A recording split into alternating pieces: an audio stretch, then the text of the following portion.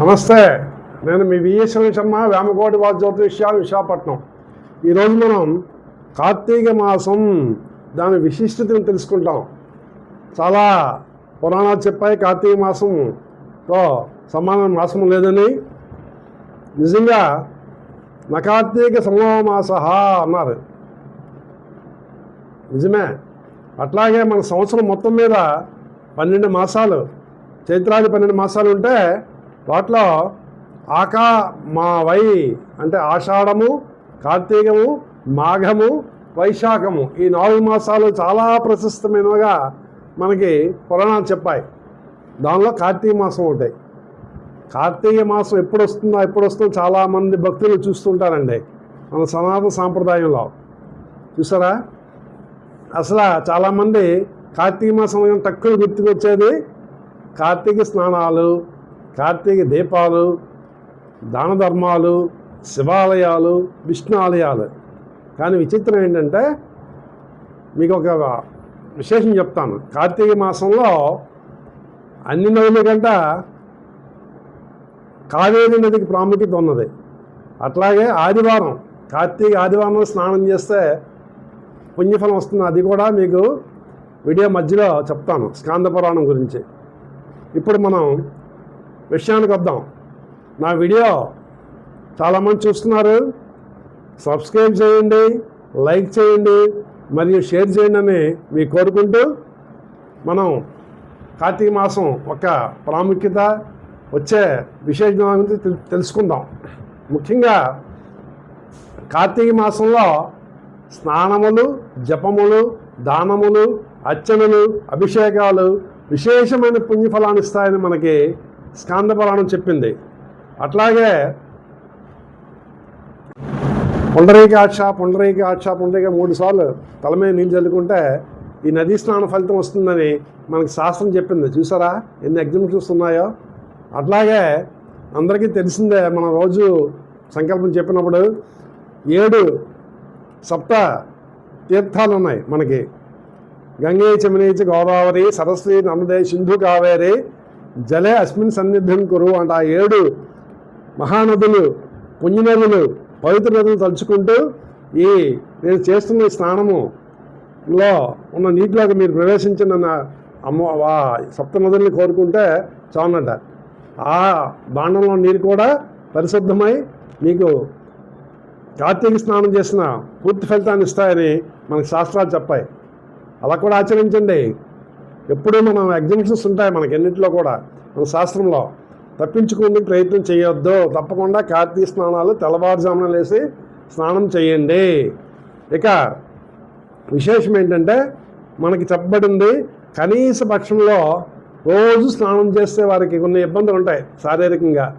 ఈ సైనటిస్ ఉన్న వారికి, జలుబు దగ్గు ఉన్నవారికి, వారికి జ్వరాలు ఉన్నవారికి కూడా పనికిరాదు. కాబట్టి కనీస పక్షంలో పాడ్యమి, శుద్ధ పాడ్యమి, అట్లాగే పౌర్ణమి, మరి అమావాస్య, ఈ 3 తిథులు తప్పగా చేస్తే మొత్తం నెల మొత్తం చేసిన స్నాన ఫలితం వస్తుందని మనకి స్కాంద పురాణం చెప్పబడి ఉన్నది. నెల రోజులు చేసిన స్నాన ఫలము వస్తుందట. అట్లాగే విచిత్రం ఏంటంటే, మనం కార్తీక స్నానాలు అనగానే సోమవారం, కార్తీక సోమవారం అంటాం కదండి.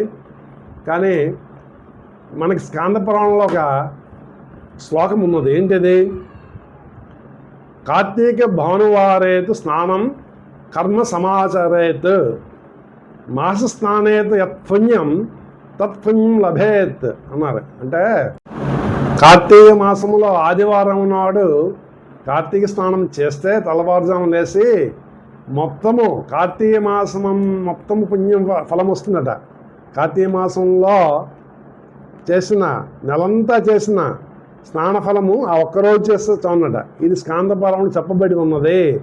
కాబట్టి తప్పకుండా ఆచరించండి. భానువాసనం ఆదివారం విడిచిపెట్టకుండా.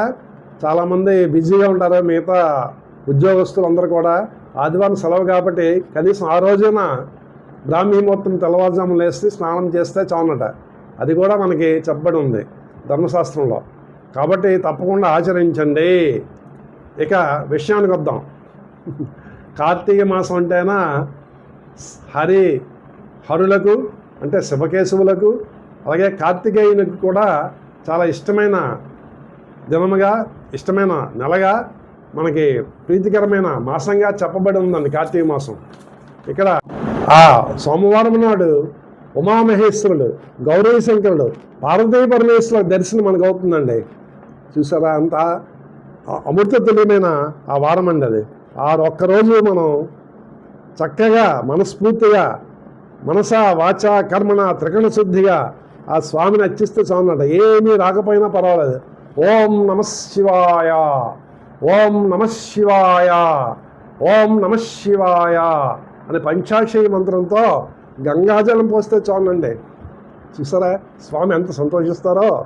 కాబట్టి తప్పకుండా మీరు వెళ్ళండి, స్వామిని దర్శించుకోండి. ముఖ్యంగా ప్రదోషకాలం ముందు సాయంత్రము పూజ అత్యంత పుణ్యఫలాన్ని ఇస్తుందండి. మన కార్తీక పురాణం చెప్తున్నది, ఆచరించండి. అట్లాగే కార్తీక మాసంలో చాలా విశేషమైన పర్వదినాలు ఉన్నాయి. మీకు తెలుసు అందరికీ, ఏకాదశి.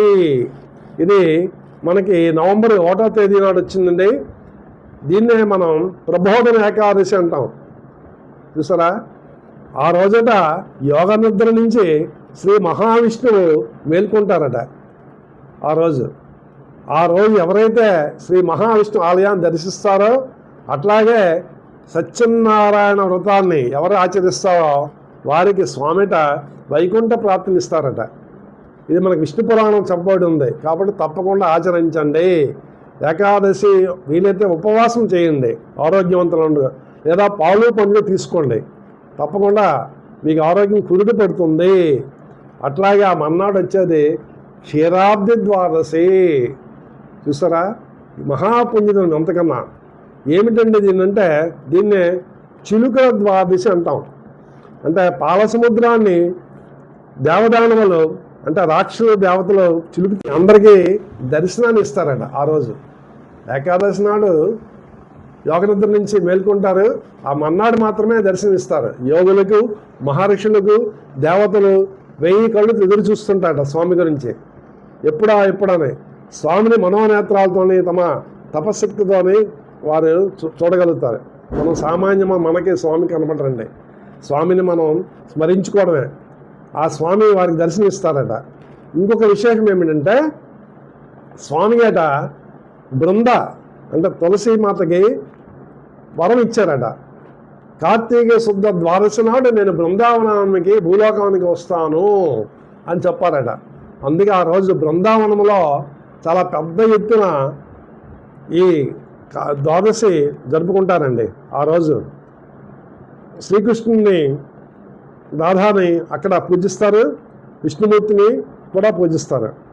ఇక్కడ మన ఉత్తరాదిని, దక్షిణాదిలో కూడా చాలామంది దీన్ని పెద్ద ఎత్తున జరుపుకుంటాం.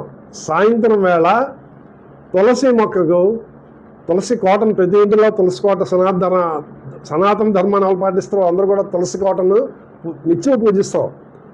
ఆ తులసి కోటను శుభ్రపరిచి చుట్టూరు చక్కని రంగురంగుల ముగ్గులు వేసి, ఆవు నెత్తితో దీపాలు వెలిగించి, అట్లాగే ఒక ఉసిరి కొమ్మను తీసుకొచ్చి ఆ ఉసిరి కొమ్మను తులసిని కలిపి పూజ చేస్తారు. అట్లాగే బ్రాహ్మణుని పిలిపించి వారి ద్వారా క్షీరాబ్ది ద్వాదశి వ్రతాన్ని వింటారు. కొందరు అంబరీష్ చరిత్రను కూడా వింటారు. ఎందుకంటే ద్వాదశట శ్రీ మహావిష్ణువు ప్రీతికరమైన ఇద్దట. ఆ రోజే వామనుడు అవతరించినట్లు మనకి తెలుస్తున్నది.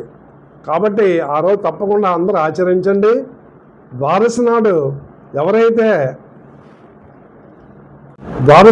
ఎవరైతే బ్రాహ్మణులకు స్వయం పాకదానం చేస్తారో, అట్లాగే అతిథులకు భోజన సదుపాయాలు కలగజేస్తారో, అన్న వస్త్రాలు ఇస్తారో చాలా పుణ్యఫలం అట.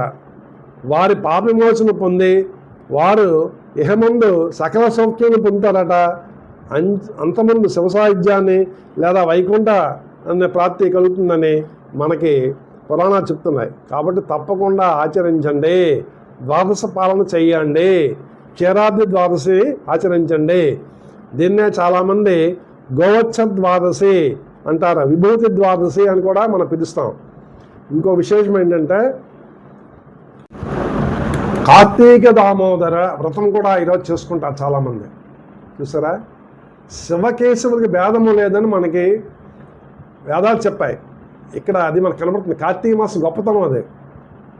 అటుపక్క శివుని పూజిస్తాం, ఇటుపక్క విష్ణువు కూడా సమానంగా పూజిస్తాం. ఇద్దరికి కూడా సమానమైన ప్రాతినిధ్యం ఇచ్చేది కార్తీక మాసము. కార్తీక దామోదరాన్ని పూజిస్తాం, అట్లా కార్తీక దామ పూజిద్దాము అని చెప్తూ దాన ధర్మాలు చేస్తాం బ్రాహ్మణులకు. అలాగే ఉసిరికాయ ప్రమిదిలో పెట్టి ఇస్తారు, చాలా ఉసిరికాయ దీపదానం అంటారు. అది కూడా చాలా పుణ్యఫలాన్ని ఇస్తుంది. కార్తీక మాసంలో అన్ని దానాల కంటే గొప్పదానం దీపదానము. దీపదానము కూడా చెయ్యండి. మరియు ముఖ్యమైనది ఇంకా చెప్పాలంటే చాతుర్మాస్య వ్రత దీక్ష. ఆషాఢ మాసంలో శుద్ధ ఏకాదశి నాడు ప్రారంభించిన చాతుర్మాస వ్రతాన్ని ఈనాడు అందరూ కూడా చాతుర్మాస వ్రత దీక్షను విరమిస్తారు. సన్యాసులు, యోగులు, మఠాధిపతులు, పీఠాధిపతులు, చాలామంది ఉపాసకులు కూడా ఈరోజు స్వామి దర్శనం నుంచి 1000 కోట్లు ఎదురు చూస్తుంటారు. వారు కూడా చూసారా ఎంత పుణ్యమైన మహిమాన్వితమైన పర్వదినం అంటే క్షీరాబ్ది ద్వాదశి, ఇది చిలుకుల ద్వాదశి దీన్నే అంటారు. కాబట్టి అందరూ ఆచరించండి. కార్తీక మాసంలో చాలా విశిష్టమైన పర్వదినంగా చెప్పబడి ఉన్నది. ఇంకా కార్తీక పూర్ణిమ అందరికీ తెలిసిందే. కార్తీక పూర్ణిమ అంటే చాలా విశిష్టమైన పూర్ణిమ. ఈరోజు చంద్రుడు షోడశ కళలతో ఉంటూ మనకి చల్లనైన వెన్నెలను ఇస్తారు, ప్రసరింపజేస్తారు, అమృత కళలను ఇస్తారట.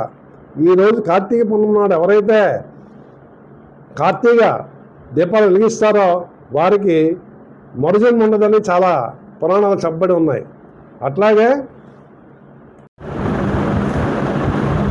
ఇక కార్తీక పూర్ణిమలో ఇంకో విశేషం ఏంటంటే జ్వాలాతారణం. జ్వాలాతారణం చాలా విష్ణు ఆలయాలు, శివాలయాలు కూడా రాత్రి చేస్తారండి. ఒక పెద్ద ఎండుగడ్డి మోపుని కట్టి దాన్ని వెలిగిస్తారు. అది ఫిజికల్గా మనం చూసేది. కానీ దాని యొక్క అంతరార్థం ఏంటంటే మనలో ఉన్న చెడ్డ గుణాలన్నింటినీ ఆ రోజు దహించి స్వామి నీకు నేను ఈ చెడ్డ గుణాన్ని దహించి వేస్తున్నాను కాబట్టి నీకు నేనుగా సమర్పించుకున్న ఆత్మని నాకు పరిశుద్ధమైన పవిత్రమైన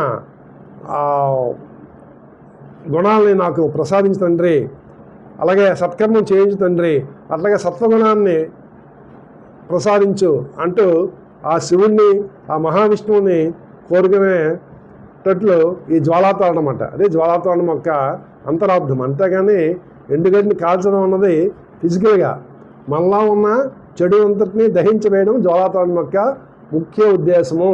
దీన్ని తప్పకుండా అందరూ ఆచరించండి, మరియు అనుభూతి పొందండి. మరియు మన సత్వగుణ సంపన్నులుగా అయ్యుడు శివ సాన్నిధ్యానికి, విష్ణు సాయుధ్యానికి దగ్గరగా మీరు వెళ్ళండి అని కోరుకుంటూ మీ దగ్గర సెలవు తీసుకుంటున్నాను. నమస్కారం.